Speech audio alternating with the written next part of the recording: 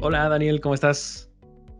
David, ¿cómo te ha ido? Bien, bien. Todo bien, Qué gracias bueno. aquí. Pues bienvenido aquí al podcast. La verdad ya hacía falta pues tenerte en este espacio que hemos creado para conocer a las personas, conocer de los proyectos y en esta ocasión en particular bien importante tener la charla contigo porque pues estamos celebrando 25 años de tener la compañía en marcha. Ok, bueno, para quienes no estén al tanto, Daniel es nuestro COO. Sí, estamos hablando con los altos mandos, ¿no? Como dicen por ahí. Antes de comenzar, no sé bueno, de hecho estaría genial que nos pudieras hablar un poquito de ti, trayectoria, experiencias, no necesariamente con ISS, pero digo, ya en su momento lo hablaremos. Bueno, trayectoria. Yo llevo alrededor de 15 años en este mercado. Previo a ISS trabajaba con el grupo Schneider cuando estuvo la fusión Schneider-Pelco. Ok, Dentro del grupo Schneider conocí una persona que me relacionó hacia la persona que era country manager de ISS en Colombia. Y allí empecé. Empecé hace un poco más de 10 años. Este año, pues, de hecho, cumplí los 10 años con la compañía. Y empezamos con una compañía un poco más chica en la región, más ujú, pequeña de lo que hoy en día es. Empezamos con un único objetivo y es que nuestras promesas valen oro y que nuestras promesas se cumplen. ok, Y esto acarrea una gran cantidad de cosas alrededor porque no es solamente tener un producto, sino es tenerlo y soportarlo, dar el servicio ujú, adecuado a nuestros clientes.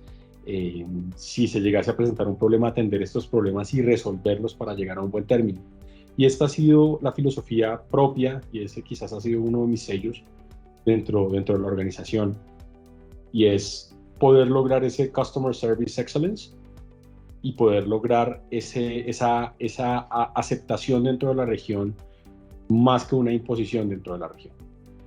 ok, muy bien. De entrada, tú entraste, no sé, como parte del equipo no sé si entraste en soporte, Correcto. es- Yo soy ingeniero electrónico, soy magíster en ingeniería electrónica. Ingresé en el área de soporte, de allí venía el grupo Schneider, desde ujú, las áreas de soporte técnico. Mi background técnico, digamos que incluso todavía hoy en día me involucro en muchos de los temas técnicos, incluso en las comunicaciones con ingeniería. Pero sí, empecé en una posición de soporte técnico dentro de la compañía. Después de ello pasé hacia la posición de ventas dentro de Colombia, que era el país en ese momento que existía, y éramos dos personas aquí. Una de ujú. ellas partió a México a abrir mercado nuevo y me quedé yo y empecé a conformar el equipo en Colombia. Y dentro de ese proceso me empecé a dar cuenta pues que había personas en otros lugares, en otros países, pero todos estábamos como aislados, como que cada quien trabajaba en su país y empezamos espontáneamente a hablar entre nosotros y a ver qué podíamos hacer, replicar casos de uso, replicar conocimiento, de pronto hacer intercambio entre las regiones.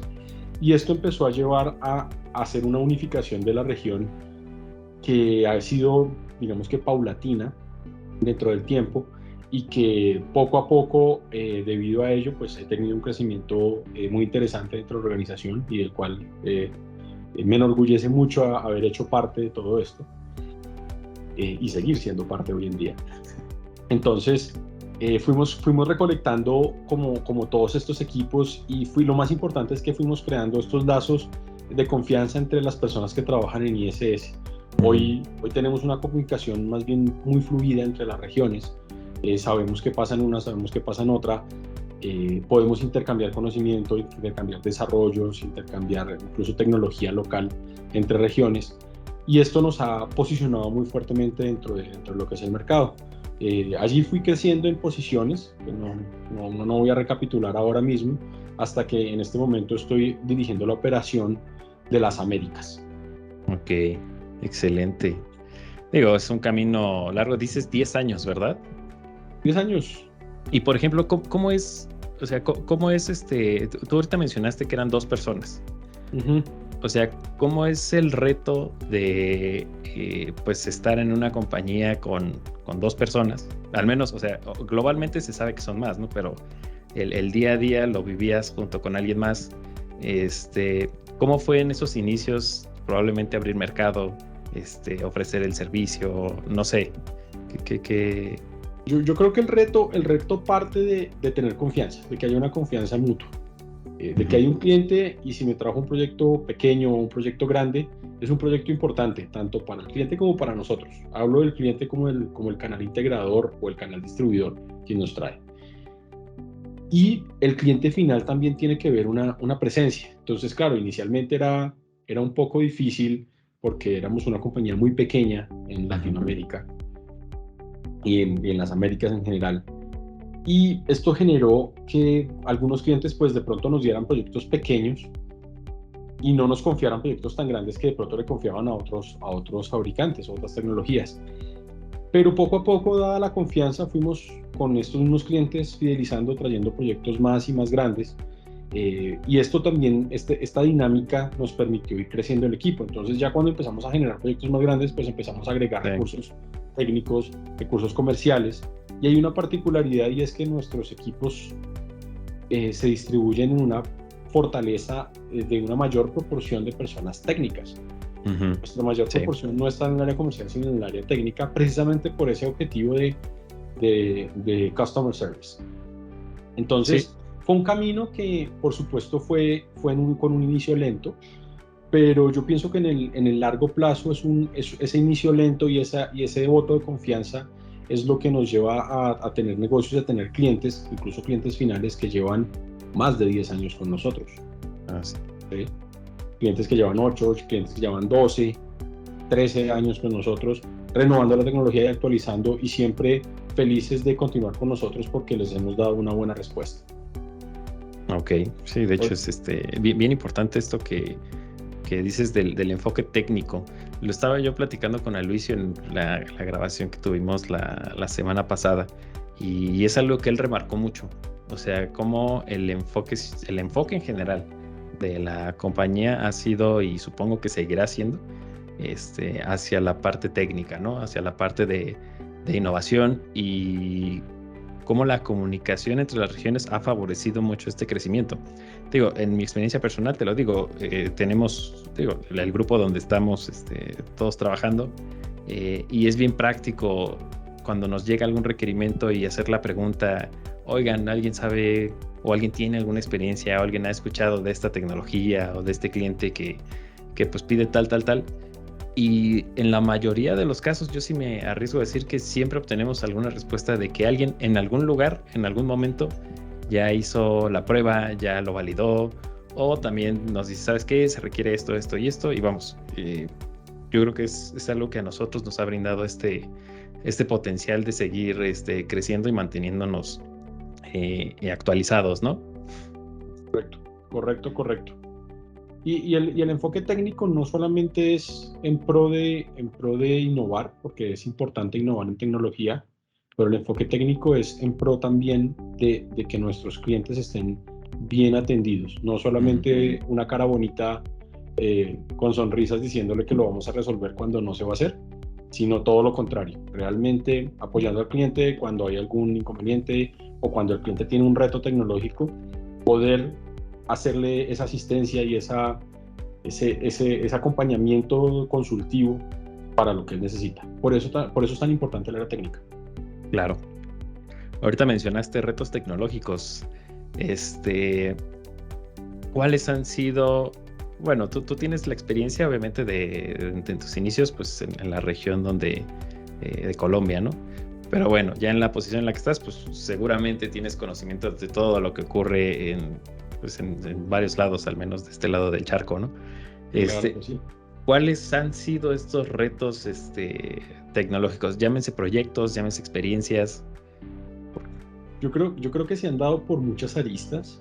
Yo pienso que hoy en día damos por sentado que nuestra capacidad de cómputo como humanidad pues maneja multimedia de una manera muy fácil. Pero en los inicios no era así. El cómputo estaba diseñado para manejar datos, no para manejar video, y ese reto fue grandísimo. De hecho, gran parte de los inicios de ISS, contando un poco esta historia a los 25 años, era cómo empiezo a almacenar video dentro de los discos duros, cómo empiezo a capturar video hoy por hoy ya están descontinuadas, pero teníamos unas tarjetas propias que permitían convertir señales análogas para que la computadora las procesara y las almacenara y además comprimiera la información. Entonces, digamos que ha sido un reto porque en algunos momentos estuvimos un poco, o seguimos estando también un poco más adelante de lo que las capacidades de cómputo nos han permitido. Antes era hacer un reconocimiento facial, requería unos servidores en costo y en especificación muchísimo más grandes.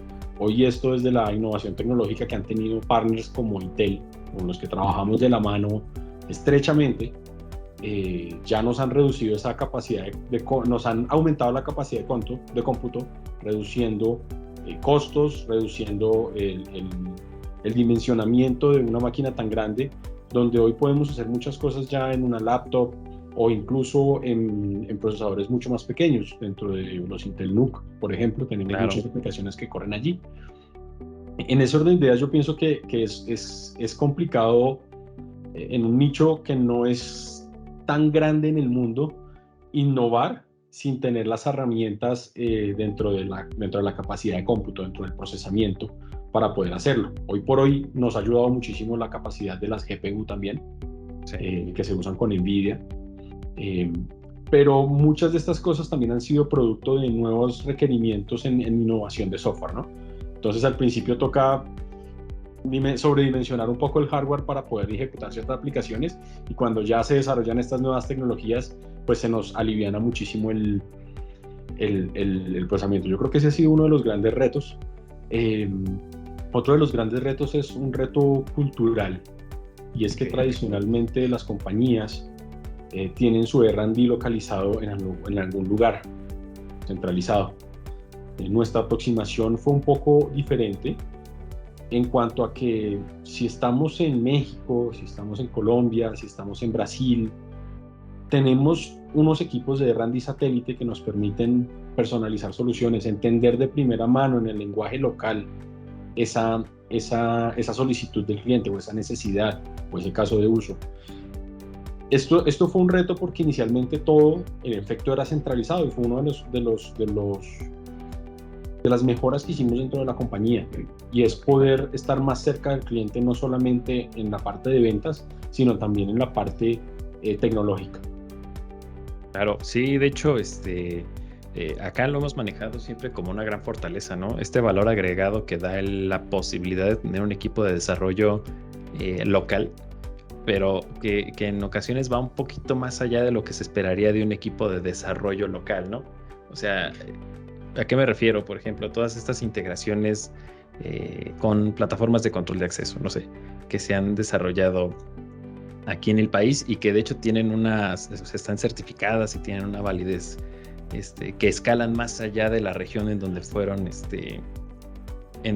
desarrollados.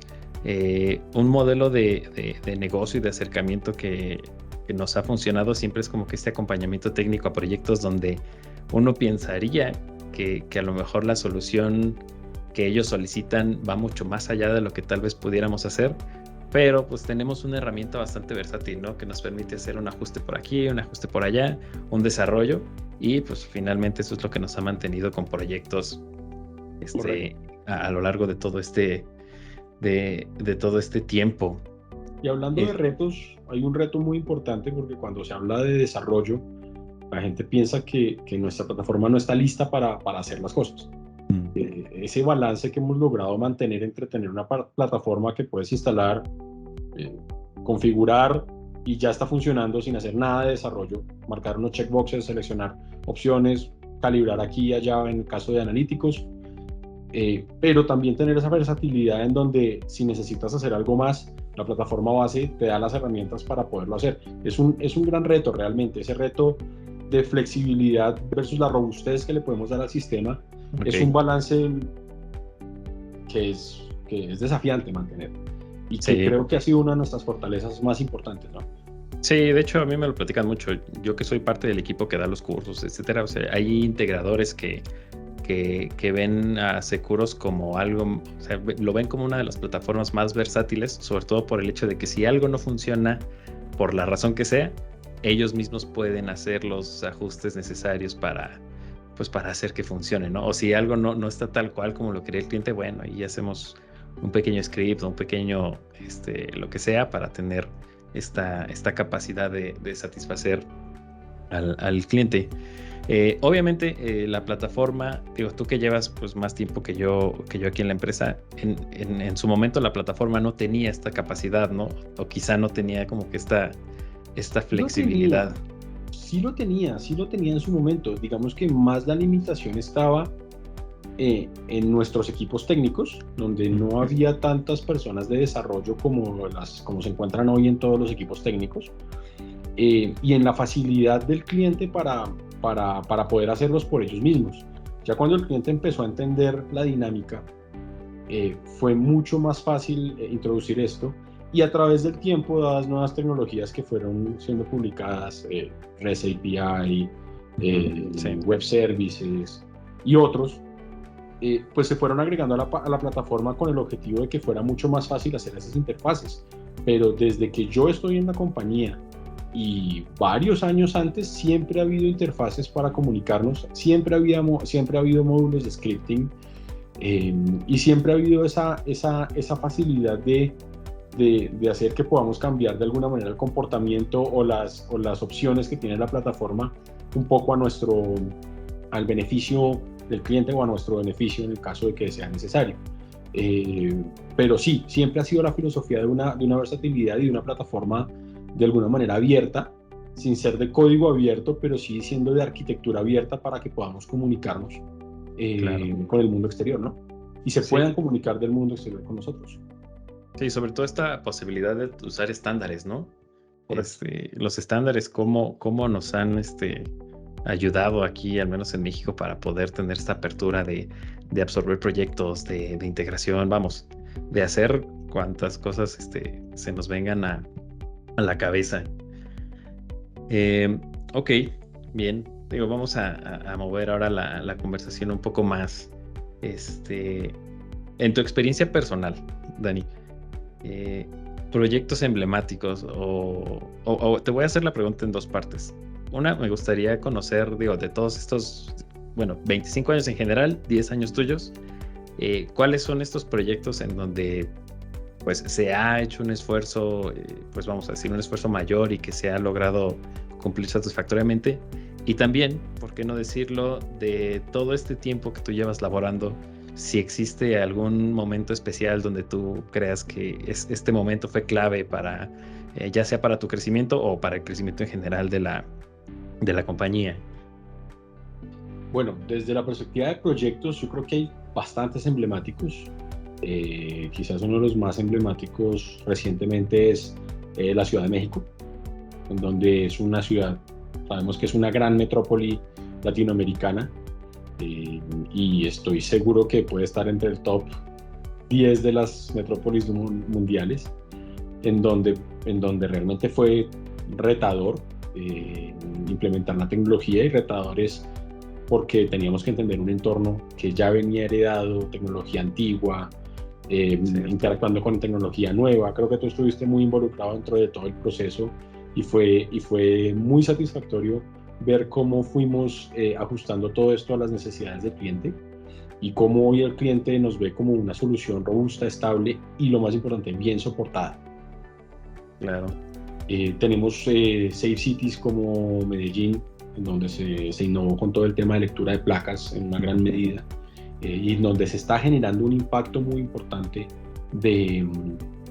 en cuanto a la reducción de la criminalidad, robos de vehículos, fleteos, entre otras cosas.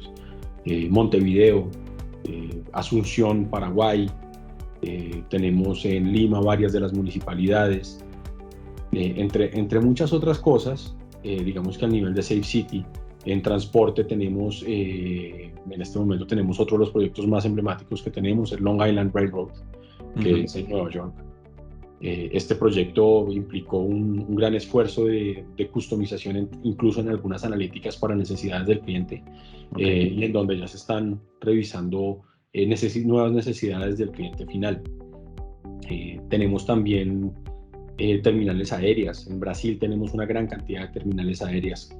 Tenemos 19 aeropuertos en Brasil implementados con esta tecnología.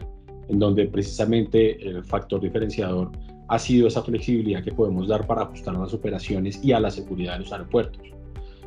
Puertos, en Brasil tenemos una buena cantidad importante de puertos, el puerto de Itaipoa, en Colombia tenemos Prodeco, en Chile tenemos varios de los puertos, y son más de 7 u 8 puertos que se encargan de la exportación no solamente de cobre, sino también de la importación de algunos bienes. Mineras, tenemos en toda la región también empresas de minería. Entonces, somos una tecnología que sí es aplicable a diferentes tipos de uso, y que en ese sentido se convierte en una flexibilidad muy importante a cada tipo de cliente. Y de ahí se desprenden muchos proyectos por referencia también. Quizás uno de los, me acuerdo con gran alegría que hace mucho tiempo, cuando yo ingresé, no había departamento de marketing. Nuestro marketing era el voz a voz de que algo había funcionado en un sitio y otro cliente quería hablar con nosotros para ver cómo podía resolver otro problema, sabiendo que ese era un problema retador en su momento. Uh-huh. Y hoy por hoy, si bien ya tenemos unas áreas de marketing que nos apoyan con todo el tema de imagen, con todo el tema de publicidad, nuestras referencias de proyectos desplegados siguen siendo una de las mayores herramientas que tenemos, porque allí se nota la confiabilidad, el soporte y la confianza que hay de las partes. Un cliente final no va a recomendar algo con lo que está teniendo problemas, claro, ¿cierto? Entonces, sí. ese ha sido como un poco el tema en torno a proyectos. Tenemos muchísimos más, no quisiera extenderme, pero tenemos una gran cantidad de proyectos muy icónicos, en donde incluso los equipos satélite han desarrollado analíticas propias para resolver un problema. Las analíticas no solamente se han desarrollado en R&D, en el R&D principal, se ha desarrollado en estos R&D satélites, donde hay también mucho talento de nuestro equipo. Claro. Sí, de hecho esto es bueno, aquí en México algo que es bien común es que un cliente nos pide ir ya sea al centro de monitoreo, o sea, quieren ver la plataforma funcionando, y pues con toda la tranquilidad, ¿no? Siempre y cuando el cliente final lo permita, ¿no? Llevarlos, que vean la experiencia, que vean cómo funciona el cuarto de monitoreo, lo que sea, y pues con base en eso tomarán la decisión correspondiente, ¿no? Así es. Y respecto a la segunda parte de la pregunta, de uh-huh. momentos decisivos de la compañía, yo creo que algunos de los proyectos fueron determinantes en algún momento, digamos que desde la perspectiva tecnológica y estratégica. El proyecto de seguridad ciudadana Guatemala en su momento fue un proyecto muy estratégico, representaba un reto muy importante. Los proyectos de Montevideo, de Barranquilla Safe City, Bogotá Safe City, Ceará Safe State en Brasil y de Ciudad de México representaron hitos en donde la tecnología se fue llevando a otros niveles, entendiendo despliegues aún más grandes y necesidades aún más específicas de estos sectores. Pero también desde la perspectiva interna de la compañía, yo pienso que hemos tenido, en estos 10 años que yo llevo, hemos tenido más o menos unos 5 procesos de reorganización interna. Okay. Esta reorganización interna ha sido más un análisis operativo de cómo hacer que nuestros equipos funcionen mejor, implementando tecnología o procesos como por ejemplo Scrum, que es un proceso para poder llevar adelante proyectos de una manera muy eficiente, de una manera ágil realmente, y donde hemos implementado por ejemplo una serie de plataformas para comunicación interna, para comunicación externa, para interacción con nuestros clientes, para poder tener documentación de lo que hablamos con nuestros clientes, que sea más fácil llegar a nosotros. Entonces, claro, yo creo que los hitos han sido muchos, y realmente yo siempre lo he dicho, un gran reto es la suma de muchos pequeños retos, ¿no? Así como un gran problema es la suma de pequeños problemas. Si resuelves los pequeños, poco a poco vas construyendo el gran reto, o vas construyendo o vas resolviendo el gran problema de una manera además mucho más confiable, ¿no? Claro. Sí, pues con base en esto, no sé, ¿tú pensarías que... Bueno, Aloisio mencionaba en la entrevista que durante 25 años lo que nos puso donde estamos es esta capacidad de escuchar al cliente. obviamente desarrollar con base en lo que escuchamos. Pero él mencionaba mucho esto de escuchar. ¿Tú agregarías algo adicional a qué es esto que ha formado los pilares que nos han mantenido 25 años vigentes? Yo creo que el segundo pilar, aparte del tecnológico, es el servicio al cliente. Ese enfoque en que el cliente sea escuchado. Y ojo que tener servicio al cliente, la gente lo confunde con que siempre hay que decirle sí al cliente. Con el cliente hay que ser honesto y hay que ser transparente. Claro. Los analíticos son una tecnología que tienen líneas grises muy delgadas en donde pasamos muy rápidamente de la realidad o de lo realizable tecnológicamente a la fantasía. Y Hollywood nos ha ayudado muchísimo en este proceso de que haya una gran cantidad de expectativas. Pero esa consultoría que hacemos desde el inicio para no solo entender el cliente qué quiere, porque muchas veces antes el cliente trata de imaginarse cómo va a resolver su problema, pero sin comentarnos su problema. Exacto. Entonces el servicio empieza desde ese punto, donde yo le puedo decir al cliente, mire, esto sí, esto no. O esto sí, pero hasta aquí. Claro. ¿Okay? Eso es un punto fundamental, y ser coherentes con esa consultoría inicial que se hace por las etapas comerciales y al final dentro de las etapas de implementación. Yo creo que ese es uno de los valores fundamentales en donde el cliente ve una continuidad de origen a final en su implementación, en su proyecto, en su resolución de su problema, que realmente le da una confianza para decir, hago el siguiente con ellos, o lo refiero, o me encantaría que alguien, que ISS trajera a uno de sus potenciales clientes en el futuro, porque miren lo que hicieron acá, funciona, estoy feliz y estoy orgulloso de hacerlo. Y hoy, afortunadamente, tenemos una gran cantidad de clientes que nos permiten hacer eso, y eso es un gran mensaje para todos, ¿no? Tener clientes felices es quizás una de las tareas más difíciles y titánicas que existen. Vaya que sí. ¿No? Sí, acá en lo que llevamos del podcast, sí con lo que estás comentando me recordaste algunos episodios donde tuvimos la oportunidad de hablar con integradores, no tanto usuario final, pero bueno, ellos son nuestro enlace, y bien claro lo mencionaron en algunas ocasiones como ver un cliente satisfecho es obviamente para ellos, pues vamos, la satisfacción de que ellos implementaron, etcétera, pero para nosotros es ver nuestra plataforma en su video wall, ver cómo lo utilizan.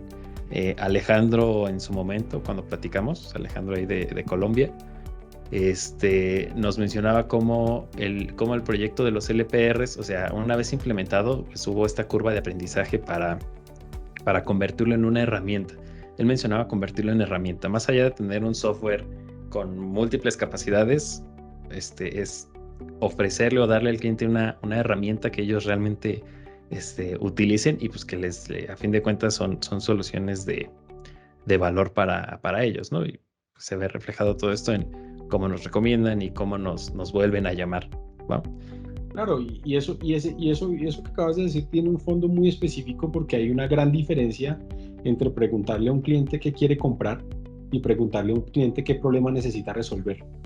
Pareciera ser lo mismo, pero muchas veces, y la gran mayoría de veces, no lo es. El caso de uso de cada cliente es muy particular y hay que entenderlo realmente. Ahí es donde está la magia del asunto. Sí, esta consultoría, ¿no? Para tal vez darles no hablamos todavía de consultoría técnica, ¿no? Sino la consultoría para decirles o ayudarles a que ellos mismos entiendan qué tipo de solución necesitan para su y muchas veces ayudarles a entender cuál es el problema que están tratando de resolver. Claro. A veces saben que hay un problema y saben cuál es el resultado de ese problema dentro de sus procesos, pero no saben cuál es la causa, y cuando empezamos a hacer estos procesos junto con ellos, muchas veces decimos, la causa es esta, vamos a ver. Exacto. Para eso más bien podemos abordar el problema de esta otra manera. Así es.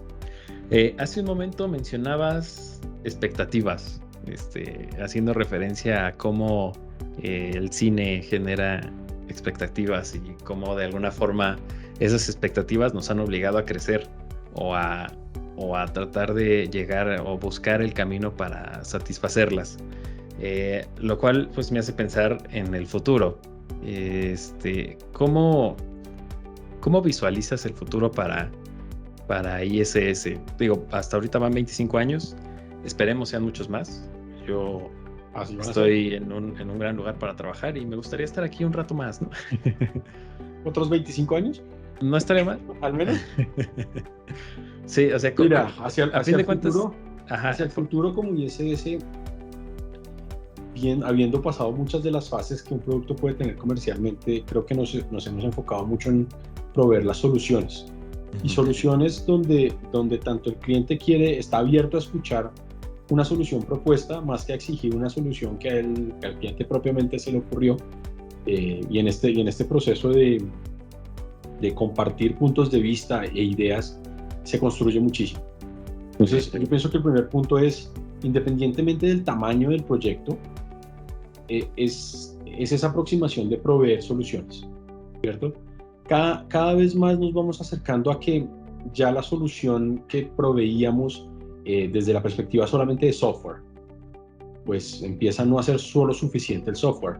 Muchas veces hay periféricos especializados que no son de fácil consecución en el mercado, en donde tenemos que empezar a sumar software y hardware dentro de nuestras soluciones completas. Yo creo que Sofit es un gran ejemplo de esto, UVSS es un gran ejemplo de esto, en donde por más que yo haya desarrollado un software supremamente poderoso, el integrador o el cliente final o el distribuidor no están en la capacidad de proveer estos periféricos específicos, ¿no?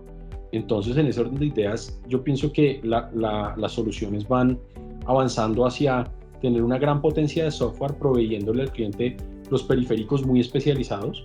ISS no se va a poner a fabricar cámaras ni nada por el estilo de vigilancia general para vender software con cámaras, no. ISS de pronto si involucra una cámara dentro de su portafolio es porque es una cámara que quizás ninguno de los fabricantes con los que tenemos relación fabrica y que cumple una función muy específica, ¿no? Yo pienso que hacia allá vamos hacia una creación de soluciones mucho más, ¿cómo lo diría yo?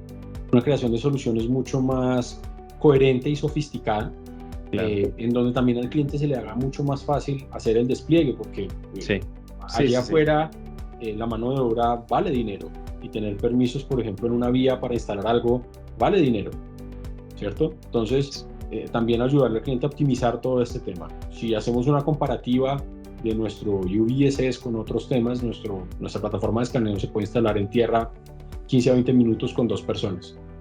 Otras plataformas se instalan en 3 días excavando, haciendo regatas para pasar cableado, haciendo una gran cantidad de cosas con un equipo de 5 o 6 personas.